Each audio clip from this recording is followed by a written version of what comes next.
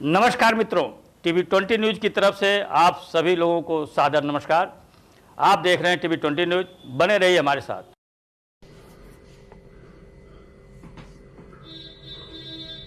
धर्म प्राण सत्संग प्रेमी सज्जनों, गीता का इस समय हम लोग अध्ययन कर रहे हैं। भगवान अर्जुन को तरह तरह से समझा रहे हैं कि देखो, देह और देही दो चीज है, शरीर और शरीरी दो चीज है। जैसे गृह और गृह एक नहीं, घर और घर में रहने वाला एक नहीं, उसी तरह शरीर और शरीर में रहने वाला शरीरी एक नहीं। शरीर जहाँ नित्य परिवर्तनशील है, शीर्णते इति स शरीर, जो प्रतिपल जैसा है वैसा प्रतिपल बदल रहा है, सरक रहा है। सरकते सरकते बच्चे से जवान हुआ, जवान से अधेड़ हुआ, अधेड़ से बूढ़ा हुआ, और एक दिन सरकते सरकते अव्यक्त से अव्यक्त में चला जाता है। अव्यक्त से प्रकट हुआ, न आदि में होता है न अंत में होता है, मध्य में ही शरीर होता है। और मध्य में भी एक जैसा स्थिर नहीं रहता है, प्रतिपल बदलता रहता है। तो एक तो हुआ ये शरीर, और एक हुआ इस शरीर में रहने वाला शरीरी, जिससे यह शरीर कांतिमान, दीप्तिमान, द्युतिमान और कार्य करने में संपन्न होता है। तो ये जो देही है, यानी देह में रहने वाला जो है ईश्वर अंश जीव अविनाशी चेतन अमल सहज सुख राशि, ये दोनों को भगवान अलग अलग करके अर्जुन को समझा रहे हैं। कह रहे हैं कि देही नित्यम अबध्योयम, देहि सर्वस्व भारत, तस्मात् सर्वाणि भूतानि न त्वं शोचितुम् अर्हसि।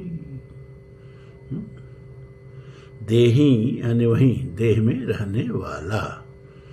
गीता की एक विशेषता है क्या कि बोल चाल की भाषा में, बहुत दार्शनिक भाषा का प्रयोग भगवान नहीं करते जो उपनिषदों में किया गया है ना, बिल्कुल बोल चाल की भाषा में समझाते हैं। देह देही, शरीर शरीरी। तो कह रहे हैं कि जो देह में रहने वाला देही है, यह नित्य है, शाश्वत है, सनातन है, अजन्मा है। न जायते मृते वा कदाचित् नायं भूत्वा भविता वा न भूयः, अजो नित्य शाश्वतोऽयं पुराणो न हन्यते हन्यमाने शरीरी। यह जन्मा है, नित्य है, शाश्वत है, अवध्यो अयम, और इसका वध नहीं किया जा सकता। वध नहीं किया जा सकता है, दो अर्थों में प्रयुक्त होता है। जैसे गो सूक्त में आया है ना, गौ माता के लिए कि माता रुद्राणाम दुहिता वसूनाम ससा आदित्यानाम अमृतस्य नाभि प्रणवोचम चिकतके जनाय माँ गामना गाम अदितिम बधिष्ठ। मतलब यह गौ माता रुद्रों की माता है, शिव जी की माता है, वसुओं की पुत्री है और द्वादश आदित्यों की बहन है। अमृतस्य नाभि, और स्वर्ग में अमृत रहता है कि नहीं रहता है, गौ माता के नाभि में, थन में अमृत रहता है। प्रणवोचम चिकुतके जनाय, सभी विद्वत लोगों को मैं ये समझा करके कहना चाह रहा हूँ, माँ गामना गाम अदितिम वरिष्ठ, कि अदिति जो हैं सभी देवताओं की माता, गौ माता हैं, इनका वध न करें, यह अवध्य हैं। तो एक अवध्य का प्रयोग तब हुआ कि मारना नहीं चाहिए, लेकिन आप चाहें तो मार सकते हैं, लेकिन यहाँ आपके चाहने पर नहीं है। यहाँ अवध्यो अयम मतलब ये चाहे भी कोई तो इसको नहीं मार सकता। नैनम चिदंत शस्त्राणि नैनम दहति पावक, न च क्लेदयन् तापो न च शोष्यति मारुतः। कैसे मारेंगे? शस्त्र छेद नहीं सकता, आग जला नहीं सकती, जल गीला नहीं कर सकता, वायु सुखा नहीं सकती। सारे भौतिक संसाधनों से यह जो है ऊपर है। तो ये अवध है, ये आपकी मर्जी पर नहीं है। इसको आप चाहें, चाहे कोई भी चाहे, तो उससे मार नहीं सकता। इसलिए ही अर्जुन, तो किसी प्राणियों के लिए शोक न कर। क्यों? क्योंकि शरीर के लिए क्या शोक करना, एक दिन नहीं था, एक दिन नहीं रहेगा। और बीच में जो है भी, तो है के भी नहीं है के बराबर है। मतलब प्रतिपल बदल रहा है। अभी जैसा है अभी है, वैसा नहीं रहने वाला है। तो किस अवस्था के शरीर के लिए रोओगे? बचपन का वो प्यारा शरीर जो है कहाँ चला गया? काल के गाल में चला गया। लेकिन उसके लिए आप नहीं रोते हैं। युवावस्था का शरीर कहाँ चला गया? काल के गाल में चला गया।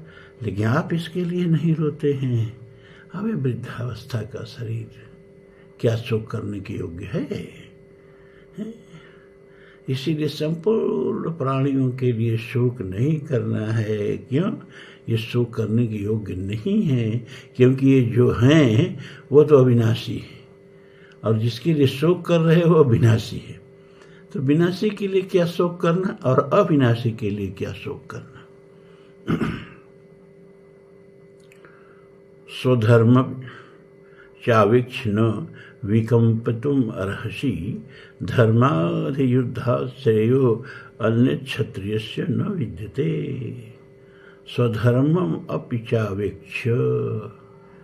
और भगवान ये तीसरे 11 श्लोक से लेकर के और 30वें श्लोक तक, तो देही माने इस देह के भीतर रहने वाले की अवध्यता का, सनातनता का, शाश्वतता का वर्णन करते हैं। ठीक है। अब ये शरीर किस लिए है? क्या शरीर का कोई उपयोग नहीं है? अरे भाई, बिना शरीर के ये जो शरीरी है, बिना देह के ये जो देही है, कुछ कर भी तो नहीं सकता।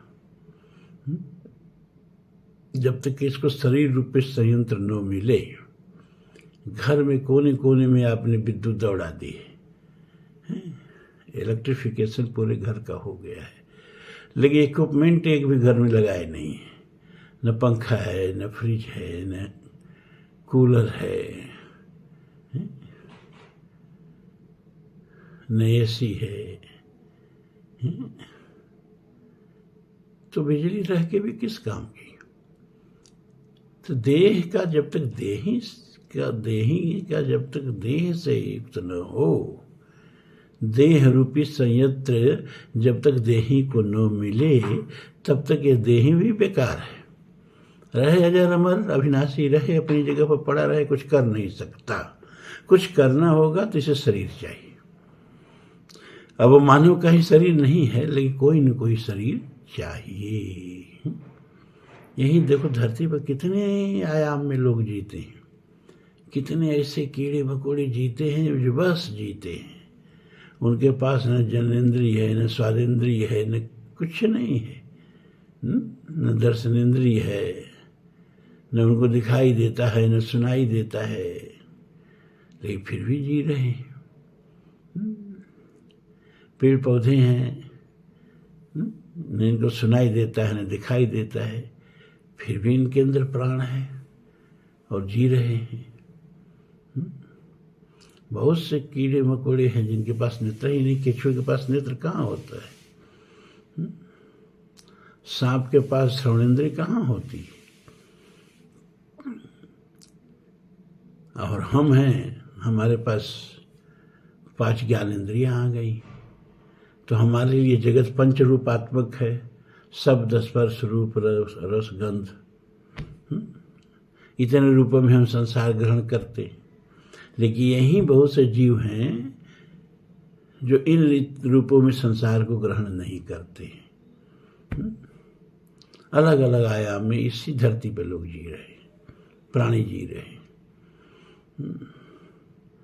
लेकिन अगर इस आत्मा को शरीर मिला तो भी आत्मा कुछ करने में सक्षम है। शरीर के माध्यम से आत्मा की अभिव्यक्ति होती है, इतना आप जान लीजिए।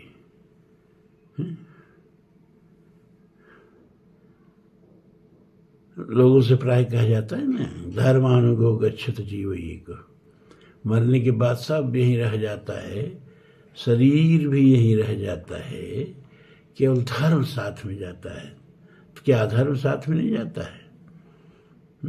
खाली धर्म साथ में जाता है तो बढ़िया है जी। नहीं, धर्म धर्म सभी कर्म साथ में जाता है।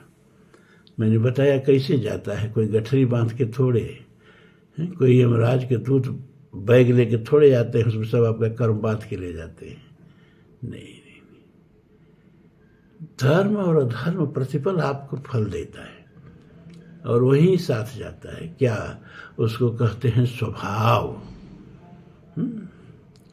धर्म करेंगे अलग तरह का स्वभाव आपका बनेगा, अधर्म करेंगे अलग तरह का स्वभाव बनेगा।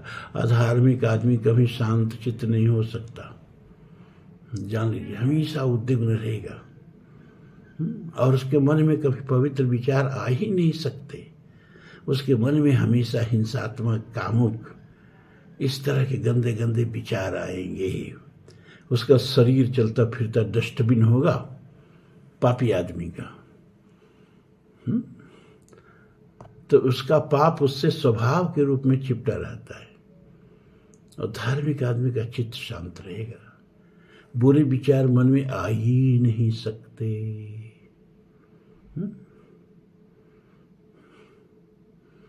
हमेशा सद्विचार मन में आता रहेगा। एक देवत्व से पूरा शरीर भर जाएगा। कबीर का एक साखी है, उसका अर्थ शायद आप लोग समझ में आवे कि पिंजर प्रेम प्रकाशिया अंतर भया उजास, मुख कस्तूरी महमयी बाणी फूटी बास। जब धर्म स्वभाव बन के आपके व्यक्तित्व से लिपटता है तो आपके पूरे व्यक्तित्व में देवत्व आ जाता है।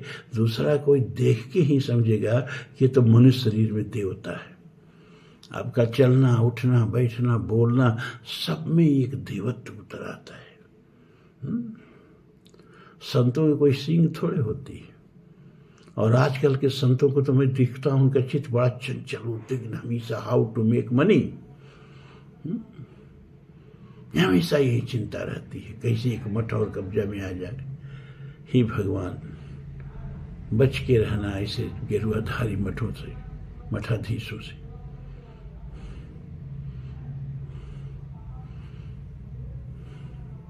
संत का मतलब भी कि इसको देख के, जैसे गंगा में नहाने पर मन पवित्र हो जाता है, वैसे संत के साथ बैठने से मन पवित्र हो जाए, मन शांत हो जाए।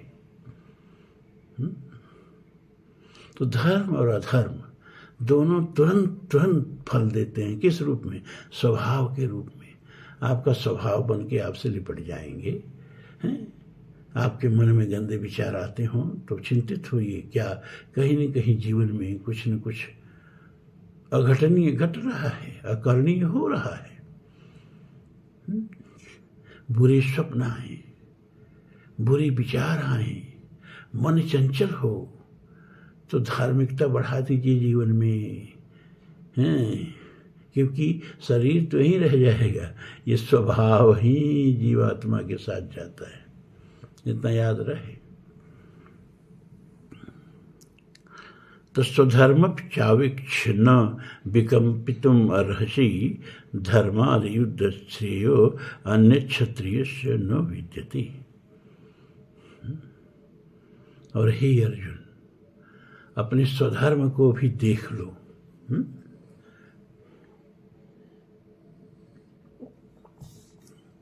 स्वधर्म क्या होता है? उसको सहज कर्म भी गीता भगवान ने कहा, सहज कर्म कौन्तेय सदोष्मपि न त्यजेत। सहज कर्म, कौन सहज कर्म? जो स्वभावानुकूल हो। एक स्वभाव के अनुकूल कर्म होता है, एक स्वभाव के प्रतिकूल कर्म होता है। स्वभाव के अनुकूल कर्म करने में मन भी लगता है और परिश्रम भी कम महसूस होता है। और स्वभाव के प्रतिकूल कर्म में मन नहीं लगता है तो कर्म बढ़िया ढंग से संपादित नहीं होता है, तो कर्म का फल भी नहीं कायदे से मिलता है। तो क्षत्रियों का तो स्वभाव ही होता है युद्ध। यह जन्म से क्षत्रिय न समझे आप। गुण कर्म विभागश। गीता में जब भी वर्ण की बात आए, चाहे क्षत्रिय, चाहे ब्राह्मण, चाहे वैश्य, चाहे शूद्र, तो जाति से न समझें, बेटी बेटा का ब्याह करने वाली जाति न समझें, स्वभाव समझें। स्वभाव, किसी का युद्ध करने का स्वभाव होता है, किसी का विद्वत्ता, विचार विमर्श, अध्ययन अध्यापन में मन लगता है, ऐसा स्वभाव होता है। ऐसा स्वभाव वाला ब्राह्मण होता है। युद्ध के लिए हमेशा तत्पर रहने वाले स्वभाव का व्यक्ति झगड़ालू व्यक्ति है, क्षत्रिय होता है। धनोपार्जन में जिसका मन लगता है वो वैश्य होता है, और जो न धनोपार्जन कर पाता है, न लड़ पाता है, और न विवेक अर्जित कर पाता है, सेवा करना है, उसको शूद्र समझो। समोदम तपस्शौचम शांति आर्जवमेव च ज्ञान विज्ञान मास्तिक्यम ब्रह्म कर्म स्वभावज। मन का संयमन, जात से कुछ लेना देना नहीं। आप ब्राह्मण है और मन का संयमन नहीं है तो शादी विवाह वाला ब्राह्मण बन के रहिए, वर्ण से ब्राह्मण नहीं है। शम, मन का संयमन, दम, इंद्रियों पर नियंत्रण, तप। तप का मतलब होता है कि भोग में प्रवृत्ति नहीं,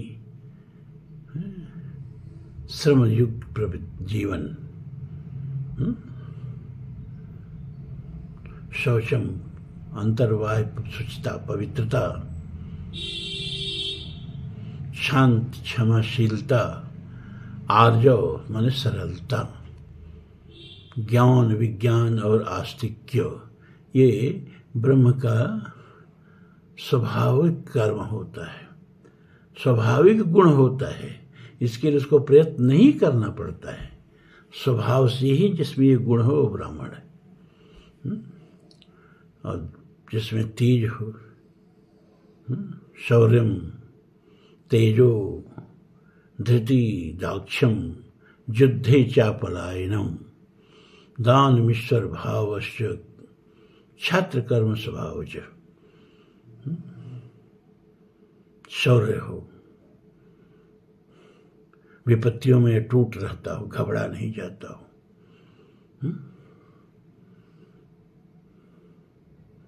विषम से विषम परिस्थितियों में अपने को टूटने न दे जो।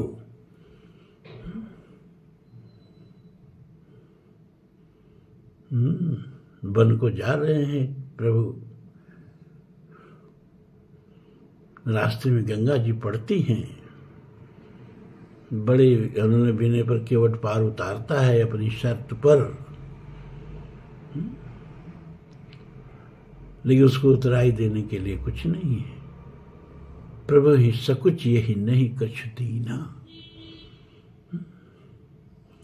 अब किसी आदमी पर इससे बड़ी विपत्ति क्या पड़ सकती है कि सुबह उसको राजा बनाने की घोषणा की गई हो और दोपहर को बुला के कह दिया गया हो कि तुम राजा नहीं बनने जा रहे हो।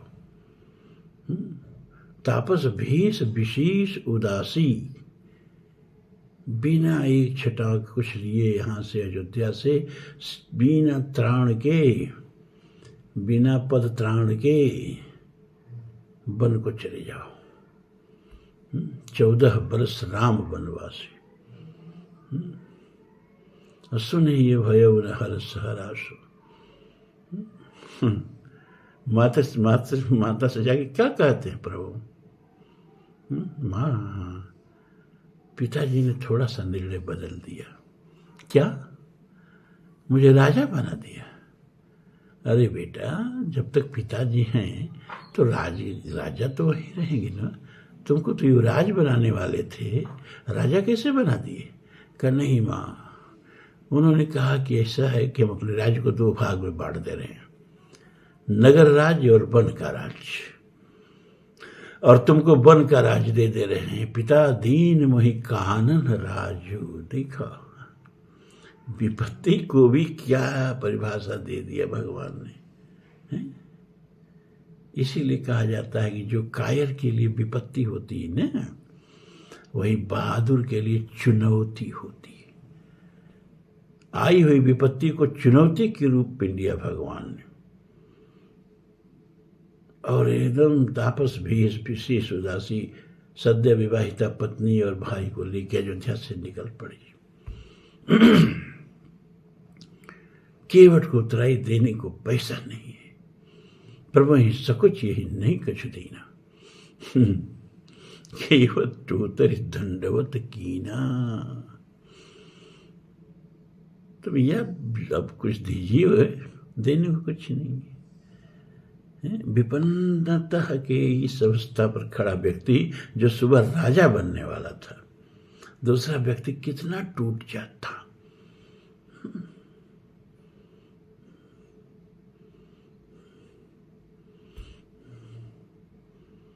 लेकिन नहीं, प्रभु टूटे नहीं, क्योंकि मन में तो एक अलग ही संकल्प है। मन में संकल्प क्या है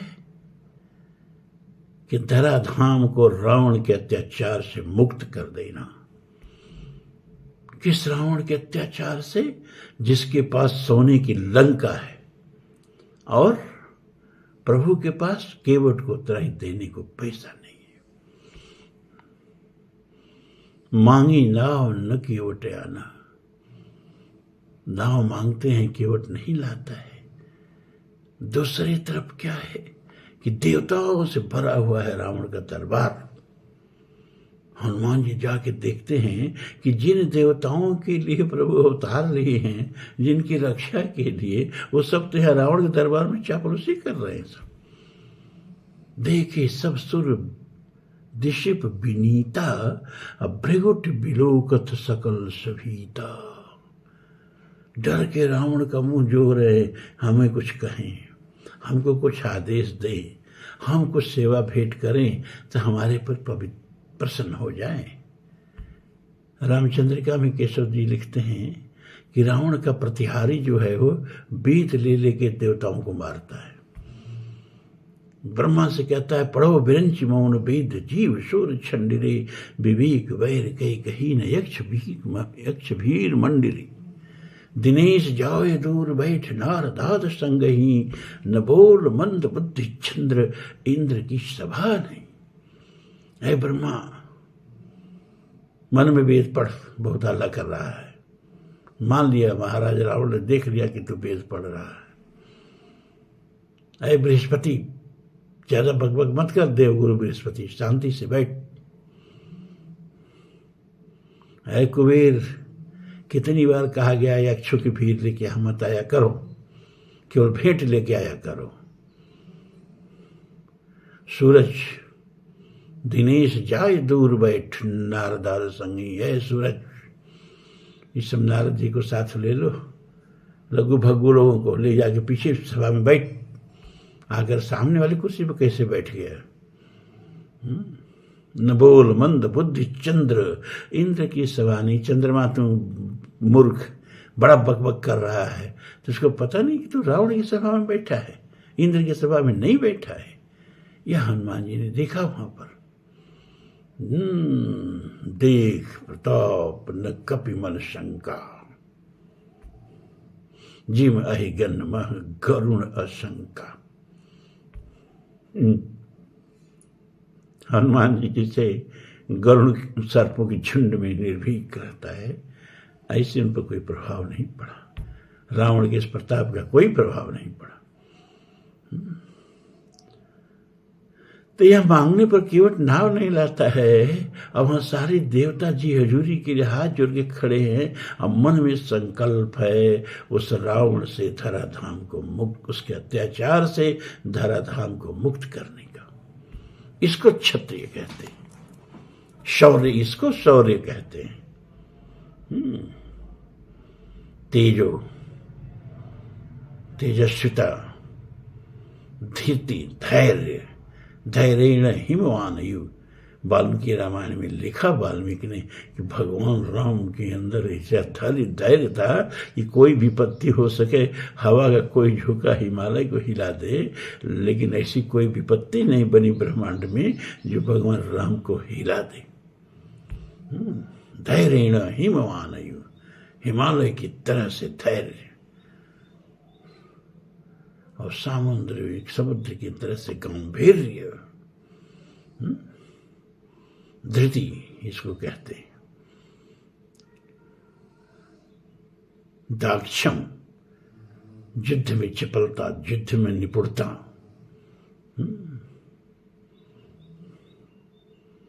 एक बार परशुराम जी अपने शिष्य कर्ण को लेकर गंगा स्नान करने जा रहे थे। पीछे पीछे कर्ण जो था हाथ में प्याली में तेल लेके चल रहा था। सामने एक कचनार का वृक्ष पड़ा जो खूब फूला हुआ था। कुतूहल बस परशुराम जी ने एक बाण पर एक फूल का आधा काट के गिरा दिया। पीछे चल रहा कर्ण ने उस तेल की प्याली को हवा में उछाल दी, और जब तक प्याली फिर हाथ पर आवे उससे पहले धनुष पर बाण चढ़ा के और उस वृक्ष पे जितने फूल थे सबको आधा काट के गिरा दिया। इतना हस्तलाघव देख के परशुराम जी खुश हो गए। कहे, बेटा अब तुमको कुछ नहीं सिखाना है, अब तुम पूर्ण दक्ष हो गए। लेकिन उसी दिन उसको उतना श्राप भी मिलना था बेचारे को। तो ये दक्षता, ये युद्ध में निपुणता होनी चाहिए क्षत्रिय में। शौर्यम तेजो धृति दाक्षम युद्धे चापलायनम। परशुराम से भगवान राम ने कहा ना कि आप क्या समझ रहे हैं कि हम आपका ब्राह्मण समझ के निरादर कर रहे हैं? ये बार बार जो सर झुका रहे हैं, सिर झुका रहे हैं, हाथ जोड़ के आपके चरणों में गिड़गिड़ा रहे हैं, ये आपके डर से गिड़गिड़ा रहे हैं? अरे जोरन हमें प्रचारे कोई, लड़े सुखेन काल किन होई, क्षत्रि तन धर समर सकाना, ती कलंक पामर कुल जाना। काल भी आ जाए ना तो उससे हम लोग रण पीछे नहीं हटते हैं। हम क्षत्रिय हैं, रघुवंशन कर सहज स्वभाव हैं। हम लोग सहज स्वाभाविक गुण है कि रण में एक कदम पीछे नहीं हटते हैं परशुराम जी। लेकिन विप्रवंश के अस्प्रभताई हो ये भय जो तुम्हें डराई। जो क्षत्रिय वही है जो ब्राह्मण के सामने झुके, जो ब्राह्मण के सामने पुरुषार्थ दिखाए, वो क्षत्रिय नहीं है। शौर्यम तेजो धृति दाक्षम युद्धे चापलायनम दान ईश्वर भावश्य। दान में हरिश्चंद्र के समान, कर्ण के समान, और ईश्वरत्व का भाव जहां भी रहे, शासन करने का भाव जिसमें स्वाभाविक गुण हो, वो क्षत्रिय। कृषि वाणिज्य गोरक्ष वैश्यकर्म स्वभाव, जिसका खेती में मन लगे, व्यापार में मन लगे, गौ की रक्षा में मन लगे, गोपालन में मन लगे, तो स्वभाव से वैश्य है।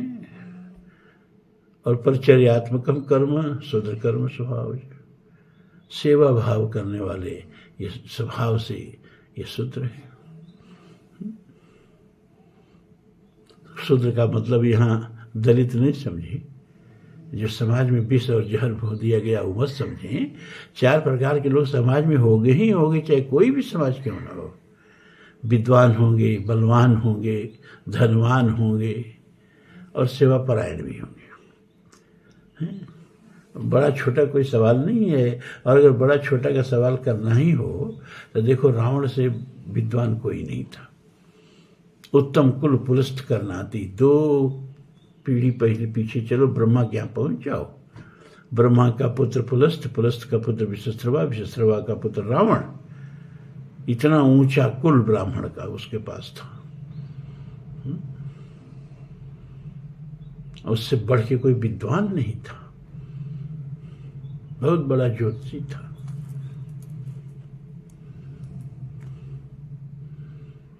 स्तुति लिखा, उसके बिना शिव जी प्रसन्न नहीं होते हैं। जटाटवी गल जल प्रवाह पावित स्थले गल विलंब लंबित भुजंग तुंग मौलिकाओं। वही क्या स्तुति है, या रावण के मुख से ही शोभा देती।